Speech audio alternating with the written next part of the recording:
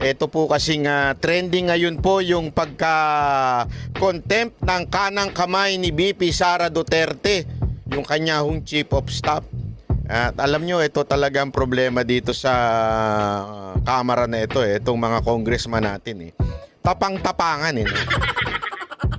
Bakit di nyo ginawa yan yung nandyan si VP Sara Duterte, di ba? Sana yun ang kinontempt nyo. Bakit itong tauhan lamang ni VP Sara Duterte ang kinakaya-kaya ninyo? At ang nakakalungkot po mga kababayan, ito po nakakalungkot dyan. Ang nagpa-contempt pa niyan ay yung isang convicted child abuser, pambihirang buhay reo. Again, convicted po ito ha. Mga kababayan, ito po ay convicted child abuser. Ang lakas ng loob mo, te, na ikaw pa talaga nagpa-contempt. Sandali nga, ano ho ba ang dahilan kung bakit nagpa-contempt? Bakit ba niya sinabi na dapat itong tauhan ni VP Sara Duterte ay i-contempt? Ito, panoorin po natin ha. At ito namang pong si Chihuahua tuloy. Si Congressman Chua, utu-utu naman. Sumunod naman dito sa isang convicted child abuser. Hindi di ba? Sana naman lang pinigilan mo. Wala sunod-sunuran ka Talagang kaya tuloy parang tama yung alleged na sinasabi ni Isko Moreno sa'yo na ikaw ay isang chihuahua. Ibig sabihin, ikaw ay sunod-sunuran lang. Diba? Pinatutunayan mo dyan sa hindi mo pagpalag. Dahil may mali ho may mali. May mali ho sa ano. Eto panoorin po natin yung buong eksena. Kung ano po ang nag-trigger dito sa mga animal. Animal. Pasensya na. Sa mga congressman na ito na i-contempt pang kanang kamay ni VP Sara Duterte. Panoorin ha. Walang kukurap. Ang kumarap ay kurap. Hindi. Biro lang kayo naman, no? Gago! Hindi, walang kukurap. Ibig sabihin, wala kayong, manood lang kayo. Watch and learn. Pasok. I'll bring you back to another document. August 21, 2024. Huli na naman po kayong sumulat kay chairman ng COA. Etong congressman na ito, parang lasing, no? Hindi, alam mo iba to kasi ano pa lang talagang laging nang pasigaw na mano na naman kayo Sumulat kayo sa COA Congressman, pag pumapasok po ba kayo? Lasing po ba kayo? Ako nagtatanong lang. Lasing o may amats? Hindi, lasing, ibig ko sabihin. Wala tayong ibig sabihin iba. Kasi pag nagsalita, katong laging pasigaw Hindi kasi di ba mga lasing, pansinin ninyo, ang mga lasing parang mga bingi, di ba? Lagi na lang pasigaw. Pag mga lasing na, nag-iusap-usap ng pasigaw Para na lang laging Ito congressman na ito, parang gayan to Kaya nga tinatanong natin, ikaw ba ay lasing? Tatanong lang naman po. At dito, sa laman po ng sulat ninyo, ipinapakiusap ninyo na kung maaari, wag i-share ang audit observation ng COA sa Kongreso. Yan ang pinagpuputok ng butsi na itong mga congressman na ito. Yung sulat ni Chief of Staff sa COA na kung maaari wag daw i-share. Okay? Yung findings. Mamaya, meron nung dahilan niya kung bakit. I-explain nun natin kung bakit hindi pa dapat i-share. Okay? Hindi sa tinatago. Alamin nun natin ang konteksto. Bakit ba ayaw ni Chief of Staff na siya po ay itong COA ay i-share kagad sa kamera? Bakit ba ayaw? Sana man lang alamin kung bakit sumulat. Ito. Kaya lang hinatulang kagad Noong August 13, 2024, nag-issue ang House Committee ng Appropriations ng subpoena. Duces Tecum sa COA kaugnay ng COA Audit Report tungkol sa pondo ng OVP at DepEd. Matapos ang ilang budget hearing kung saan tinalakay ang paggastos ng OVP at ng DepEd Secretary ng pondong ito na umaabot ng 125 million pesos sa loob lamang ng labing isang araw. Totoo po ba ito?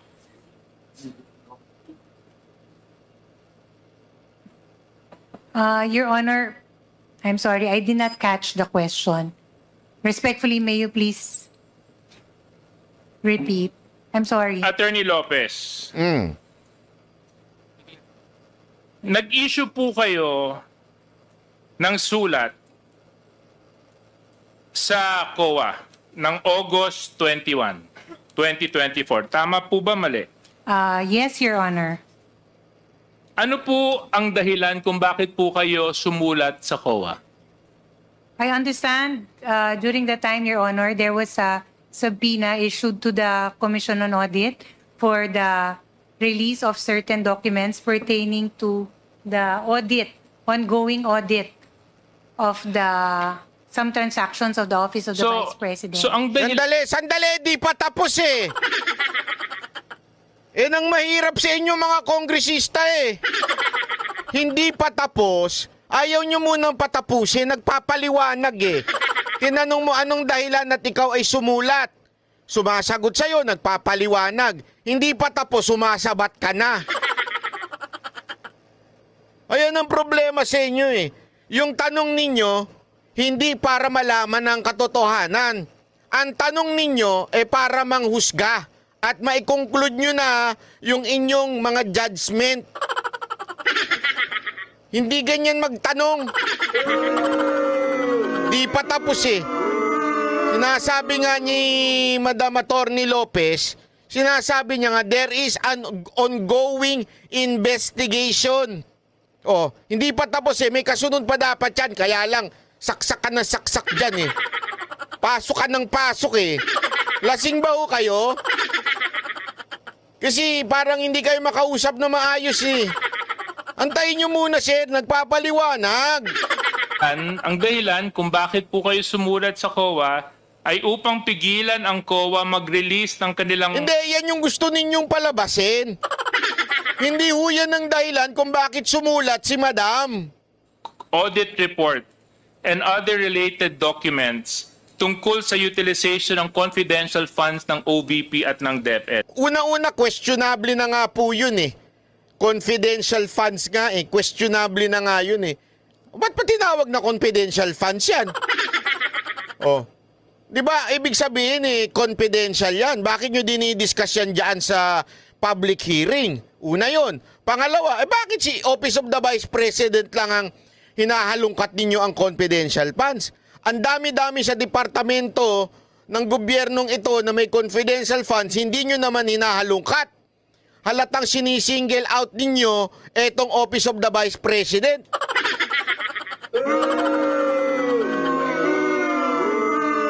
Ginagalit nyo ako eh. In your words, you said here, you are of the position that the subject subpoena should not be complied with. Yan ha, tandaan nyo yan. Mamaya i-discuss natin yan. Should not comply with. At tinatanong kung bakit sumasagot, sumasabat kagad.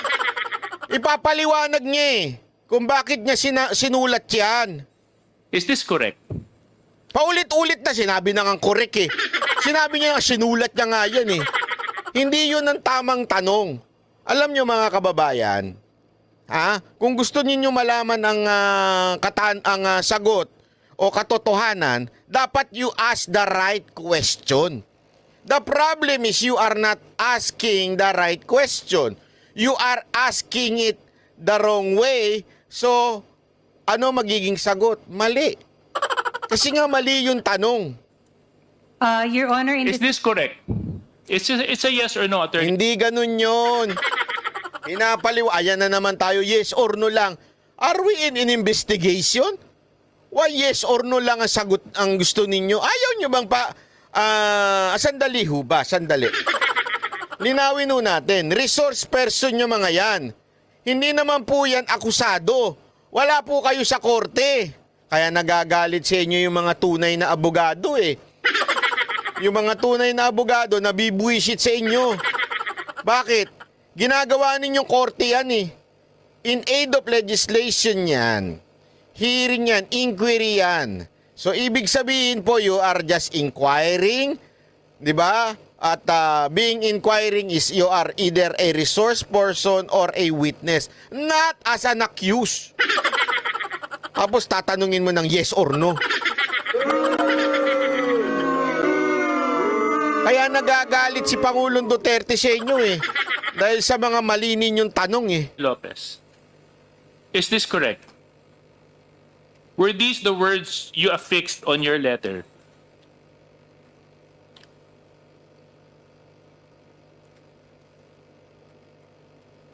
Your Honor, It's a yes or no, Attorney Lopez.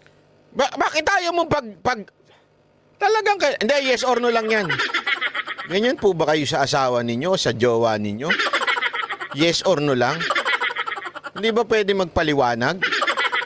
Grabe naman po kayo, sir. Hindi ho kayo ang Panginoon, ha? Hindi ho kayo ang hari ng Pilipinas na kailangan yes or no lang ang sagot? Oo lang po at hindi.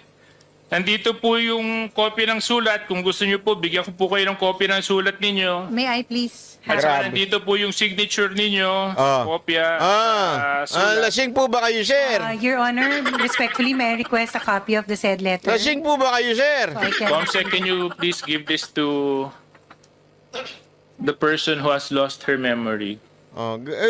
Give this person to the person that loses her memory. Kita nyo kung gaano kayo ka-condescending? Di ba? Ang babastos nyo eh. Sa totoo lang, sir, ang babastos ng nyo, pagkakaugali ninyo. Kayo kaya ang ganyanin. Hindi kayo pwedeng ganyanin kasi congressman kayo. Kayo ang bida. Kayo ang hari. Napaka-condescending. Give this letter to the person who na nakakalimot dyan. Oh. Ganyan pa eh, may ganyan pa eh.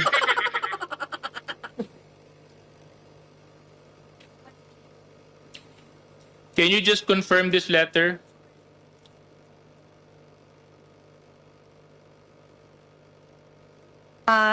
Yes, Your Honor. Okay. Indicated in Anyway, the second Comsec, can I have paragraph. my copy back? Since she has confirmed the letter. Okay. Thank you. Grabe.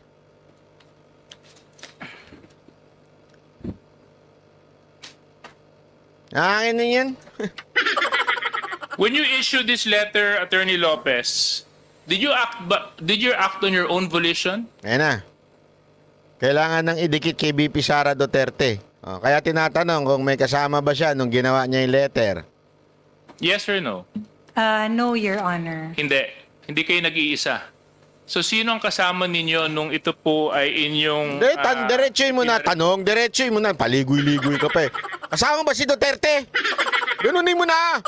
Paligoy-ligoy ka pa eh. Kasama mo si Duterte?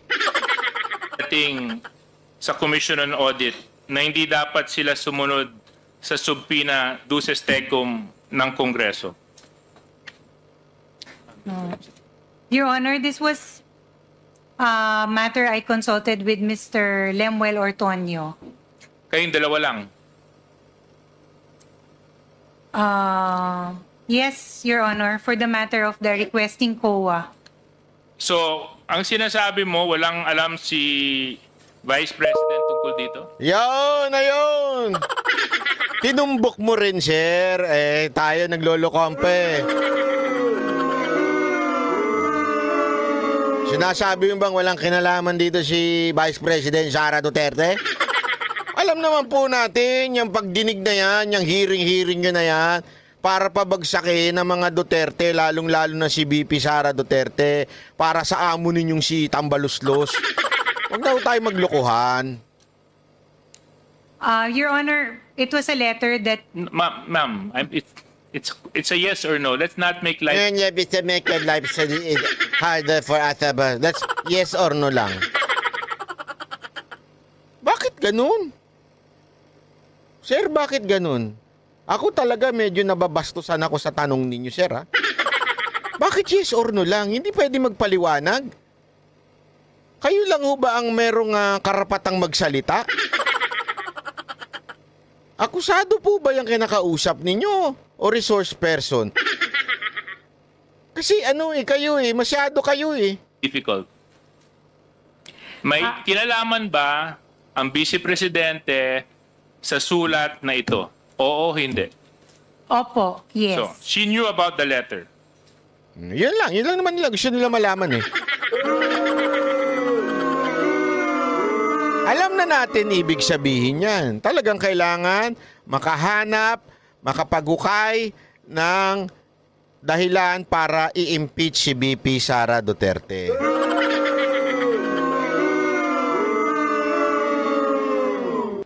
Correct. Yes, Your Honor. Before you signed off to it and sent it to COA, correct? Yes. So, kayo po ba, Attorney Lopez, kasi ang dating po sa amin nito ay, una, hindi nyo nire-respeto yung subpina. Una, hindi nyo nire-respeto yung subpina ng kamera, ha? Hindi ko alam kung pasosyal ito at konyo ito. Sorry, hindi daw maganda yung salitang konyo. Pero ibig ko lang sabihin nasa alta sa syudad. Bakit ganito magsalita ito? Parang Ano po ba, sir? Bakit kayo ganyan magsalita? Parang ang bagal-bagal, sir. Ano po ba ang problema? Kayo po ba nakainom? O talagang sosyal lang kayo, sir, at ganyan kayo magsalita para kayong si Dan Fernandez? Hindi, ganyan si sir Authority ng Kongreso. Pangalawa, parang sinusupil nyo yung karapatan ng mamamayan malaman. Hindi, kasi hindi mo pinagpapaliwanag Kaya mo muna magsalita, puro kayong daldal ng daldal Alam nyo, sir, nagtawag pa kayo na resource person. Kung hindi nyo rin naman pagsasalitain, kung hindi nyo rin naman pagpapaliwanagin, nagpatawag pa kayo na resource person. Sana pala, tinawag nyo na lang silang accused. Ikaw ay isang akusado, pumunta ka dito sa Senate hearing para ikaw ay hahatulan namin. Di ba? Tama, mali. Di ba? Hindi. Dapat kasi Paano ginagamit ang pondo ng mga ahensya na pinagkakatiwalaan ng mamamayan? Na pagdating sa oversight function ng mababang kapulungan at ng Senado, kung ito man ay kanilang gagamitin, ito ay hindi nyo kinikilala. Dahil sa sulat na ito, ipinapakiusap ninyo sa COA na huwag sumunod sa subpoena na in-issue ng Kongreso para hindi ibigay ang COA report sa Kongreso. At sa aking pananaw, this is one way of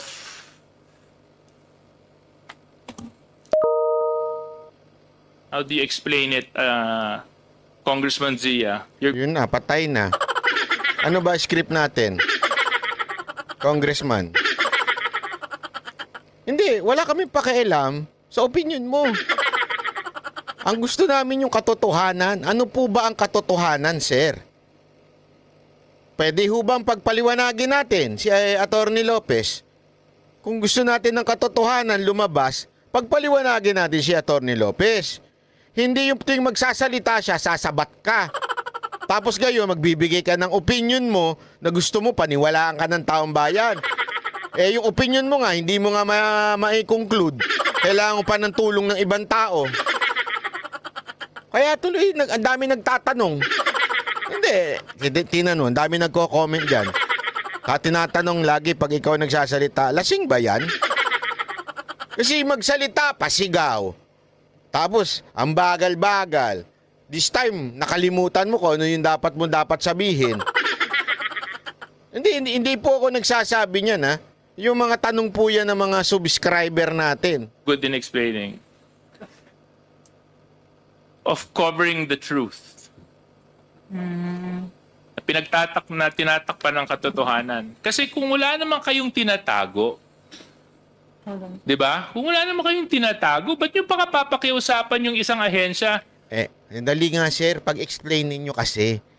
Daldal ka ng daldal eh. Ayaw mo munang pag-explain. Let her explain. Na hindi i-share ang mga dokumento patungkol sa isang investigasyon na isinasagawa ng isa pang ahensya. I-share ang mga dokumento patungkol sa isang investigasyon na isinasagawa ng isa pang ahensya. Di ba? Ngayon, Attorney Lopez. Pagsasalitay mo na ba? Hindi pa. Dahil sa sulat na inalabas ninyo, at inamin nyo rin naman na ikaw, si Mr. Ortonio, tama po ba? At ang ating Vice Presidente ang may alam tungkol sa sulat na ito.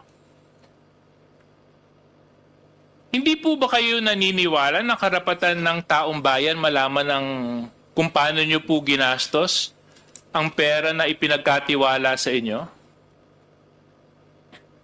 Your Honor, may I answer? Please answer. Mr. Chair. Ay, salamat. Pinagsalita. Daldal ng daldal eh. Di ba? Daldal ng daldal eh. Ito, pagsalitain nyo. Thank you. Respectfully, Your Honor, that letter does not in any way seek to undermine the power of Congress as regards matters regarding to the power of the purse. It is not. It is simply a request to the Commission of Audit, given that there is still an ongoing audit investigation. Yan. That's why we requested that since hindi pa naman po natatapos yung audit, hindi naman po din tama na ibibigay na muna yung ganung document. Ayun ang sinasabi. You know why, Mr. Congressman? You know why? Let me explain it to you. Ha? Makinig ka. Hindi pa kasi tapos. Iniimbestigahan pa. Inaalam pa ng COA what really happened. It is still on process. Therefore, sir, Congressman, King, ano pa gusto mo itawag sa'yo, Honorable? Hindi pa kasi tapos. Para bagang ganire, may investigasyon nagaganap sa kapulisan. Iniimbestigahan pa ng pulis. Ano ginawa mo? Kinuha mo. At humihingi ka ngayon ng subpoena dito sa pulis. Ano na desisyon? Ano na? Eto. Siyempre yung pulis, no choice kung hindi sumunod kasi sila naman na makokontempt. Tapos bigla kang magko-conclude. Di ba? Ano mangyayari dun sa conclusion mo? You will jump into conclusion. Ika nga, ibig sabihin, hindi sa tamang kumpletong impormasyon ang magiging conclusion mo dahil hindi pa tapos. Anak ng tutsang kalabaw na pinagdikit-dikit, Napakasimple. Ano to, grade 1? Hindi pa nga, eto pa on process pa eh. Kaya nga nakiusap etong Chief of Staff na si Attorney Sanchez. Attorney Lopez pala. Sorry. Mali yung pangalan. Yung kabila yun eh, Lopez. Na nakikiusap siya, wag mo nang ilabas kasi merong ongoing investigation kayong ginagawa. Kung maaari, wag nyo munang ilabas. Dahil yan pa ay still on process. Yun lang naman po ang pakiusap ng OBP. Kayo naman, sir, hinuhusgahan nyo na kagad. Are you undermining us? Ganun na kagad. Are you? Hindi pala, mabagal pala. Are you undermining the House of Representatives?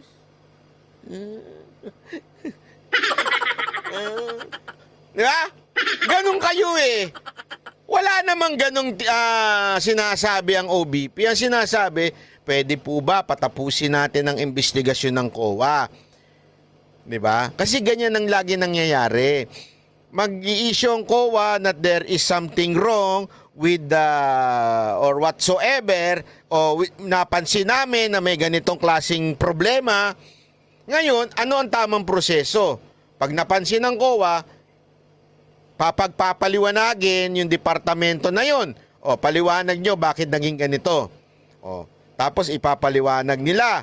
Kaya pala ganito lang, kaya pala ganito. O, doon, after nun, magkukonclude ang COA.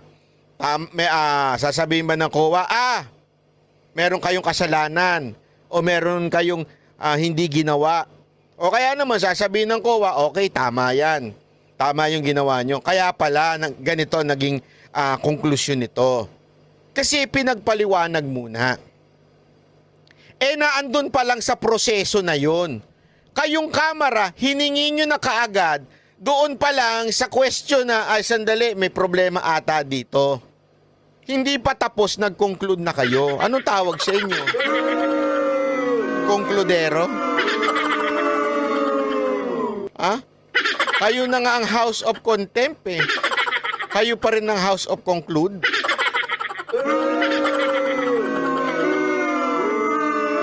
Nasa proseso pa, kinukonclude nyo na.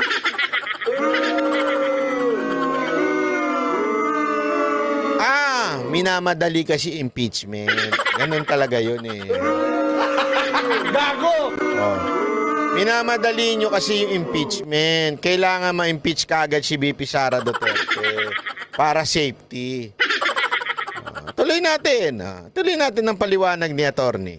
With due respect also to the audit still being done at the Office of the Vice President. So yun lang po yung position namin. We do not seek to belittle nor undermine the power of Congress, Your Honor. That is the farthest and the least of our intention. But Attorney Lopez, that is not a call for you to make. Right? Your Honor, it was precisely because you are the agency that is being investigated. That's totally uncalled for. You're asking another agency not to cooperate with Congress when an ongoing investigation is happening. That's suppression of the truth. At the very least, dapat hinayaan nyo na lang. Diba? Wala naman kayong tinatago. Hindi, mali yun. Sir, mali yun eh. Mali eh. Iniimbestigahan pa eh. Hayaan mo na lang. Mas wala naman kayong tinatago. Hindi naman kayo investigating. Alam mo, wag kasi kayong magmagaling. Nagmamagaling kayo at sinasabi nyo kayo na lang mag-iimbestiga, hindi na yung COA eh. Parang gano'n na sinasabi ninyo, hindi naman kayo eksperto dyan eh. Hindi nyo nga yan trabaho eh. Hindi nyo trabaho mang-imbestiga. Ang trabaho ninyo in aid of legislation, gumawa ng batas. Yun ang trabaho ninyo, pero pinakikialaman ninyo yung trabaho ng COA at gusto nyo pangunahan ang desisyon ng COA.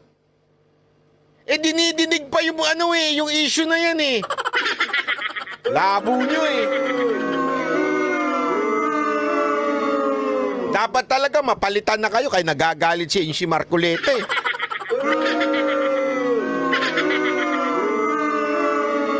Hindi nyo naman po ipaliwanag yun dito pag nag-hearing na tayo.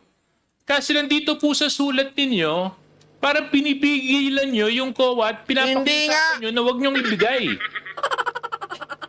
Wala kang pinakikinggan eh. Ko po ay hindi po tama. Hindi, ikaw ang hindi tama. Hindi po tama sa palagay mo lang yan. Maraming aspeto ng pagtingin at pananaw.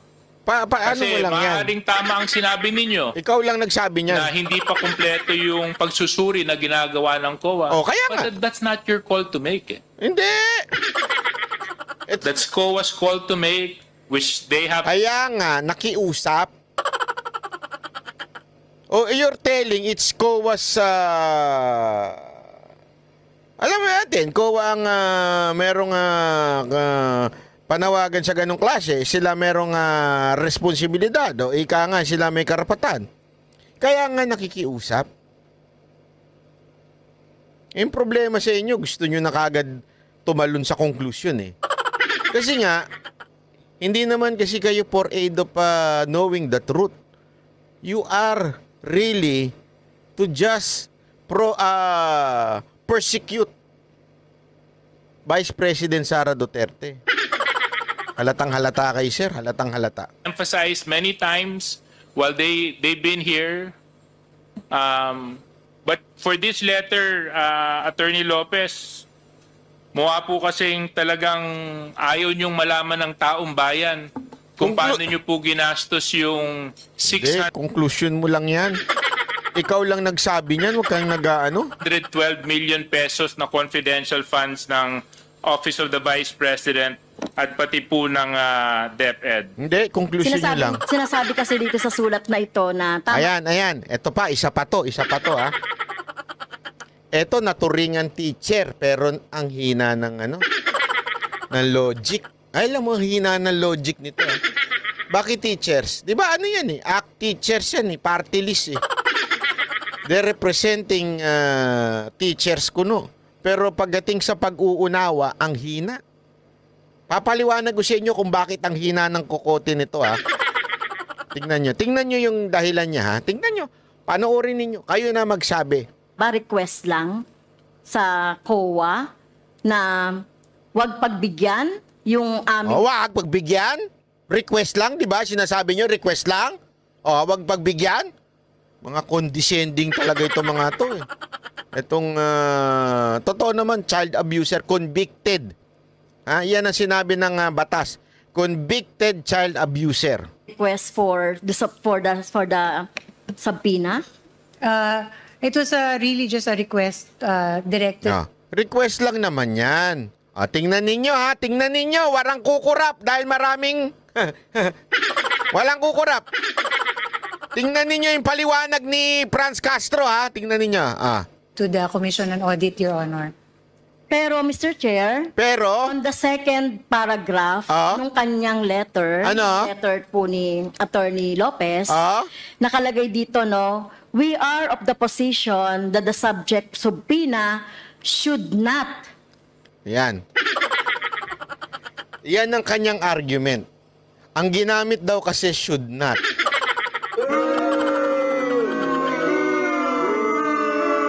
Therefore, should not is not pakiusap.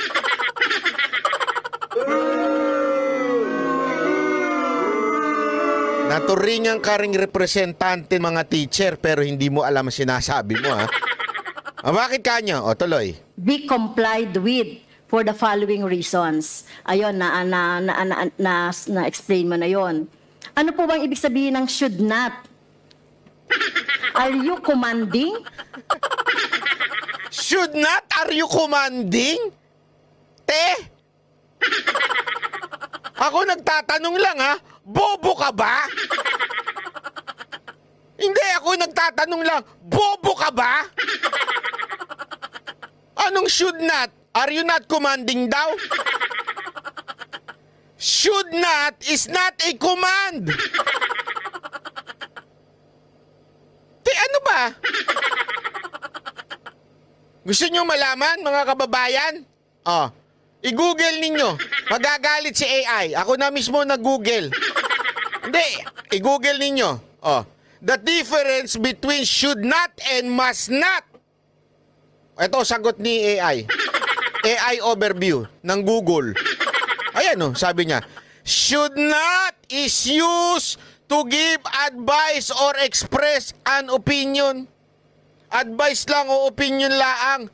While must not is issued to prohibit or forbid something. Ibig sabihin, yung should not is just an advice. It is not a demand like what this... Ay, nako. Ayan nakasulat pa. Basa.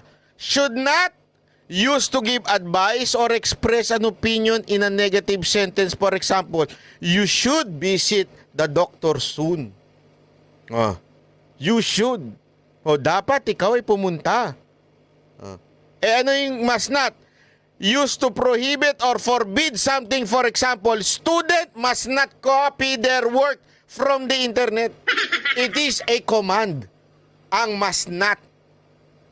Oh, ayan, nakasulat pa sa baba. Oh. Must is used to express strong obligation for necessity. For example, one must obey the traffic rules to avoid accident. Must not is a serious modal and is more common in writing than in speaking. It has no question form or past tense form. Ibig sabihin, ang must not ang command. Ang should not is not a command. It is just an advice. Anak ng weteng. Ako, hindi ako matalino pero hindi ako bobo. Gago! Alam ko yan. Kaya nga nung una ko palang narinig, sandali, sabit siya na. When you say you should not do this, you should not do that, ibig sabihin, sinasabihan mo siya, oy, wag mong gawin yan kasi hindi maganda yan. Di ba? Parang ano yan. Pero yun ay may choice ka. Ibig sabihin, you have the option of not following the advice na nagsabi sa'yo na you should not do that. Pero pag sinabi sa'yo, you must not do that. Or else. Di ba? May ganyan eh. You must not do that. Ibig sabihin, mas may diin yan. Yan ang command. Madam, how come you do not know that? Ako nagtatanong lang, madam. Bobo po ba kayo? Ako nagtatanong lamang po Tanong lang po yung salitang bobo. Bobo po ba kayo, madam? Kasi tila hindi nyo alam ibig sabihin ng should not at saka must not. Nagtatanong lang ako. Are you demanding the COA na wag sumunod doon sa subpoena duces tecum? Ayun, ulitin natin Ulitin natin yung bahagi na yan.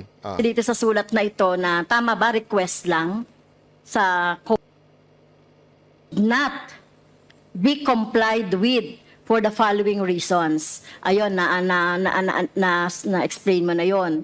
Ano po bang ibig sabihin ng should not? Are you commanding? Are you demanding the COA na wag sumunod doon sa subpoena duces tecum? If, Your Honor, Mr. Chair. Please continue, Attorney Yes, Lopez. if you read the entirety of the letter, it is really a respectful request sa Commission on Audit. We are not demanding them or instructing them. It is really a respectful request if you read in the entirety. Yes, oo. Pero pag should kasi parang demanding na yon, commanding na yon para sa akin, no? Para sa iyo, may sarili kang bokabularyo.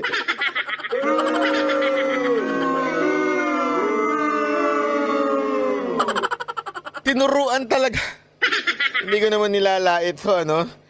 Saan universidad po ba kayo graduate? University of Mountain? Galing po ba kayo sa bundok? Tinuruan nyo pa yung abogado? Ito alam mo po ba? Alam ko ito kasi abogado tatay ko eh. Lagi niya sinasabi yan nung tinuturuan kami ng utol ko si Coach Oli. Kapatid ko yun, mas pogi siya, yummy lang ako. Tinuturuan kami ng tatay ko eh. Na pagdating sa law, napaka-importante ng words. Hindi ka pwedeng magkamali ng grammar, magkamali ng ano. Bakit kanyo? Kasi ang batas, magkamali ka lang ng words, ng intindi o meaning sa isang word, o kaya sa isang sentence, matatalo ka. Mayayari ka ng judge, ika nga. Kasi nga, importante yun. Yung simpleng words na yun, o word, o sentence, mali lang ang intindi mo dyan, dahil mahina ka sa grammar o whatsoever, madadali ka. Madam, abogado yung kausap nyo. Tuturuan nyo, hindi. Ang sa akin, para sa akin, yung should is a demand. Wow! Saka nakakita ng ganun.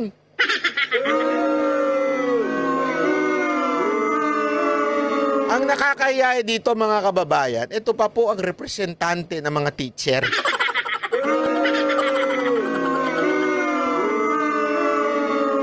Alam mo, malaki ang galang ko sa teacher. Bakit to? Ang aking ina ho ay isang guro. Siya ho ay guro bago ho siya umakyat unti-unti, naging dean at eventually tama. Naging college din at eventually naging university din. From a teacher, ginapang niya yan. Kaya alam ko ang hirap at matinding kailangan pagdaanan na pag-aaral. Kasi naalala ko noon, nagtuturo ang nanay ko noon, profesor. Tapos siya po ay nagma-masters pa, nagpi-PhD pa para lang maabot yung pagiging university din kasi may requirement yun. Kailangan maalam ka talaga. Ganon katalino ang aking ina bilang isang guro. Kaya hindi ko papayag. Ito ang representante nating mga guro. Should not is a command. Wow! How come? Saan mo nakuha yung pag-aaral mong yan? Okay. Yes, and may I also add? Yes, kung hindi ito demanding, commanding, parang siga-siga ba yung Office of the Vice President na utusan yung OVP? Hindi nga eh! Na utusan ang COA na hindi kami sundin ang Congress or House of Representatives? Your Honor, Mr. Chair, hindi po siga-siga. Diyan po tayo, kaya nga sinasabi ko sa inyo, diyan nagkakadalihan, di ba? That is why it is very important na hindi gawing parang husgado ang Kamara. Bakit? Hindi ho kasi mga abogado ang naandyan. Yan ang problema eh. Naglagay kayo ng mga ganyan na congressman na wala namang alam sa tamang mga salitang ginagamit, tapos sasabihin niya, ikukonclude na lang niya, nagdedeman kayo. O hindi, inuutusan nyo. Gusto nyo ma-undermine kaming Congress. Because of the simple word na should not. Anak ng tutsang kalabaw. Mantakin mo, na-contempt si attorney dahil lang sa maling intindi ng babaeng ito. Etong si Franz Castro. Mantakin mo na-contempt siya dahil itong isang to, mali ang intindi.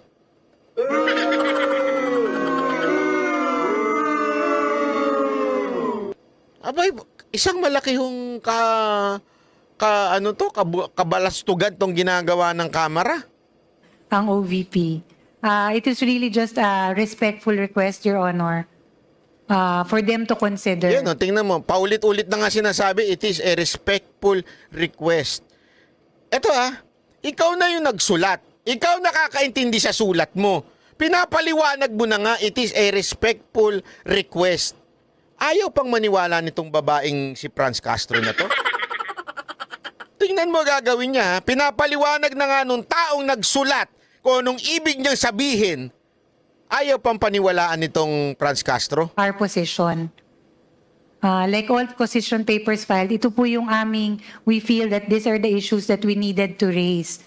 So, which we addressed to the Commission on Audit. Okay. So kanina, Mr. Chair, binanggit na ating mga colleagues yung mga dahilan kung bakit mali ang paniniwala ng Office of the Vice President, kung bakit we are holding a hearing in aid of legislation dahil sabi nila wala pa daw batas o wala pa daw panukalang batas. So kaya nga tayo nag-hear ng, di ba, malinaw naman na yan. Pero dito sa letter na ito, Mr. Chair, may plano talaga ang Office of the Vice. So itong letter na to ang dahilan kung bakit mako-contempt si Madam. Napakatako. Kung pwede lang talaga magmura, mapapamura talaga ako. Ayoko lang talagang sabihin magmura President na mag-interfere doon sa ating conduct ng ating proceedings. Dahil dito, Mr. Chair, I'm sorry, Attorney Lopez, dahil ikaw yung nakapirma dito, and according to our rule, one of the reasons on the is the undue interference in the conduct of proceedings. So may I move, Mr. Chairs, na nag-violate si Attorney Lopez dito sa ating proceedings or doon sa ating trabaho due to this Section 11 letter F, undue interference in the conduct of proceedings. May I move to cite Attorney Lopez in contempt.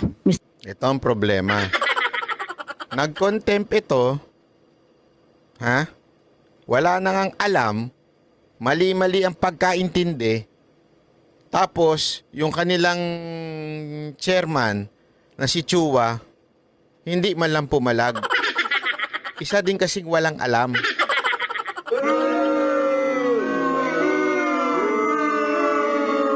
Lahat na lang nang nandyan, puro mga walang alam. Anak na kayo ng wewe, oo. Don't tell me, Chua, sinang-ayunan mo yung should not is a demand. Ano to, Congressman Chua? Ganun ka rin? Ganun din ang intindi mo? Sir Chair, I move. Mr. Chair, before you make the ruling, Any second? if I may be allowed, Any second to the motion? Second. Duly seconded. Is there any objection? Hearing Your none, the Honor. motion is carried. respectfully, Yun na, patay. Pinukpok na. Di ba? Ang galang-galang ni Attorney Lopez eh. Tapos eto, wala ding, hindi, sumang-ayon din siya doon should not.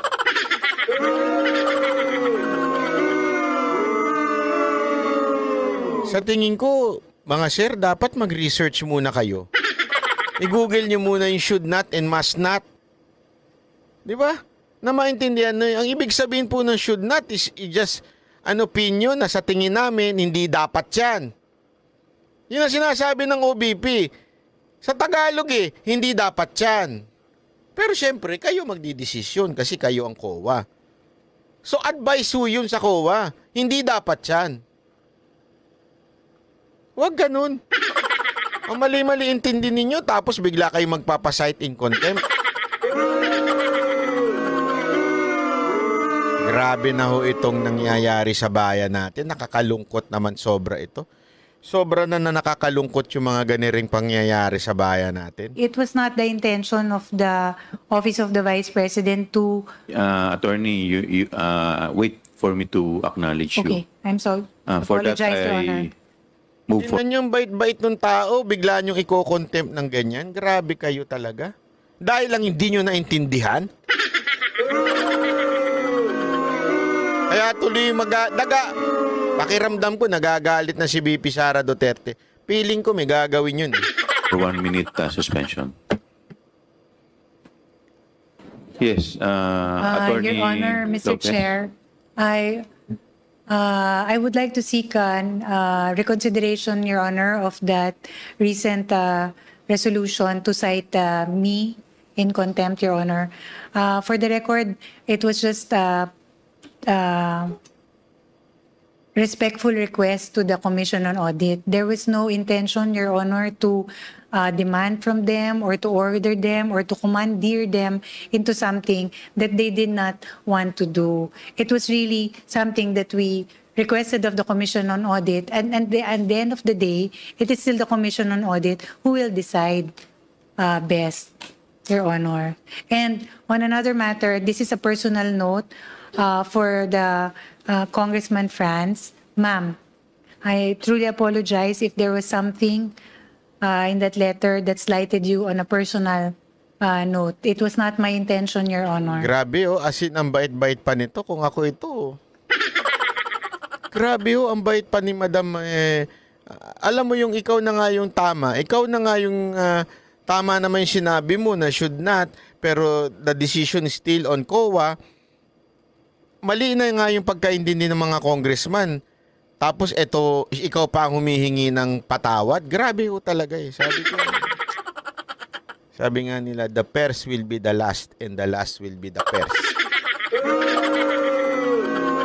I deeply apologize and I wish and I hope you would consider my apology. This is my personal apology, ma'am. And I would like to request to the members of the Honorable Committee to lift that contempt order or to reconsider and grant my request, Your Honor, not to cite me in contempt. Maraming salamat, Your Honor, Mr. Chair. What is the pleasure of Congresswoman Franz Castro?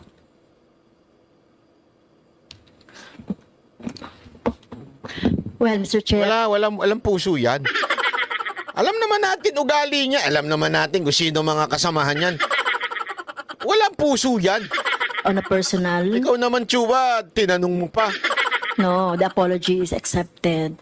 However, in the totality of the discussion from 10 o'clock up to now, nakita natin, Mr. Chair, no, very evasive. Evasive. Alam mo, pag pinanood mo yung buong hearing, wala ka makikitang evasive kay Atty. Lopez eh. Kayo nga yung mga condescending magtanong eh. Kayo yung mga pabalabag yung tanong ninyo. O anyway, ito na nga po nangyari. Natuluyan po si Madam. Natuluyan po makontempt si Madam. Kulong po siya until magkaroon uli ng hearing which is sa Monday. So, kulong siya Thursday, mula kanina, Wednesday, Thursday, Friday, Saturday, Sunday. So, 5 araw siyang kulong. Monday, dun pa lang siya makakabalik niya sa hearing at dyan pa uli siya mapapalaya. Depende pa po yan. Pag meron na naman silang hindi nagustuhang sagot, hindi naman po kasi ang tanong is yung katotohanan eh. Basta meron silang hindi nagustuhang sagot, iko-contempt nila. Parang yun nangyari kay Garma. Diba? Yung kay Garma, kinontempt. Hindi nagustuhan yung sagot. Hanggang dun sa sumunod na hearing, bumaligtad na si Garma. Kung ano-ano na pinagsasabi niya laban sa mga Duterte. I hope hindi yan mangyari kay Chief of Staff. Kasi baka yan na naman ang istilong gawin nila eh. Diba? Hindi, sa tingin ninyo mga kababayan, isulat nyo nga dyan yung inyong komento. Kasi baka mamaya, yan na naman ang estilo. Hindi namin gusto sagot mo. Contempt ka. Tapos biglang kakausapin siya. Ilaglag mo si VP Sara Duterte. Ito sabihin mo, ito ganito. Pambira. Nangyari na yan eh. Ganito gawin mo. Ito bitawan mo ha. Para laglag si VP Sara Duterte ha. Tapos makakalaya ka na.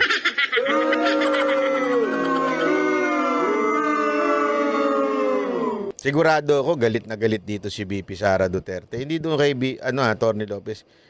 Ako, malaki ang hinala ko. Ngayong araw na ito, merong gagawing hakbang si VP Sara Duterte. Hinala ko lang. Baka nga, bago ko pa na-upload to, may ginawa na siya eh. Kaya sabi ko, galit na galito ito si VP Sara Duterte dahil ginagunyo yung tao niya. Antino, ang ayos. Sabi nga nila, maayos daw ang trabaho nito nung nasa Davao pa lang ito, nung mayor pa lang daw si VP Sara Duterte. Nagtatrabaho na sa kanya to at maraming magandang naayos ito.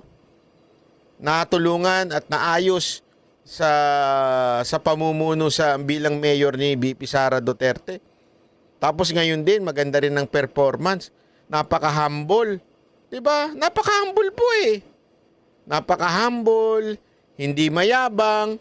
Diba? Kitang-kita naman po natin sa aura ng Atty. Lopez eh. Hanggang sa kaduluduluhan, humihingi pa ng tawad kahit siya ang tama. Kaya mga kababayan, ako humihingi lamang ako sa inyo ng tulong. Sobra na to. Tama na. Sobra na. Palitan na. Ayusin natin ang pagboto natin sa susunod na eleksyon. Sa 2025. Nakita natin kung gaano ginamit ang kapangyarihan ng Kamara para pabagsakin ng mga kalaban. Ang mga kritiko ng gobyernong ito. Kitang-kita natin kung paano nila inabuse ang power. Kaya wag na po natin iboto yan. Sila Franz Castro, yung ACT teachers na yan, wag na natin iboto yan. Ba't tayo bumoboto ng mga ganyang party list? Convicted child abuser? Binoboto natin? Anak ng weting naman. Si Chua. Oh, ano ginagawa niyan kesa na pinagsisilbihan yung District 3 ng Maynila? Ano? Wasak na Maynila. Nandyan pa rin. Pinupolitika ang ating vice presidente. Di ba? Kasalanan din po natin eh. Huwag naman po natin sanang payagan na humawak uli sila ng kapangyarihan para abusuhin ito. Di ba po? Sana lang ho. Ako'y nakikiusap lamang po ako sa inyo. Sana ho ay bantayan naman po natin. Bantayan naman po natin ang ating boto at siguraduhin nating wag na ho makabalik yung mga ganyang abusado sa kapangyarihan. Ha? Ako po'y nakikiusap lang. Umaari lang naman. Hindi po ako lasing. Hindi, kasi ganyan din siya magsalita. Anyway, maraming salamat po. Ako po si Banat Bay. Sana po nagustuhan ninyo ating pagbanat ngayong araw na to. Thank you po. Bye-bye.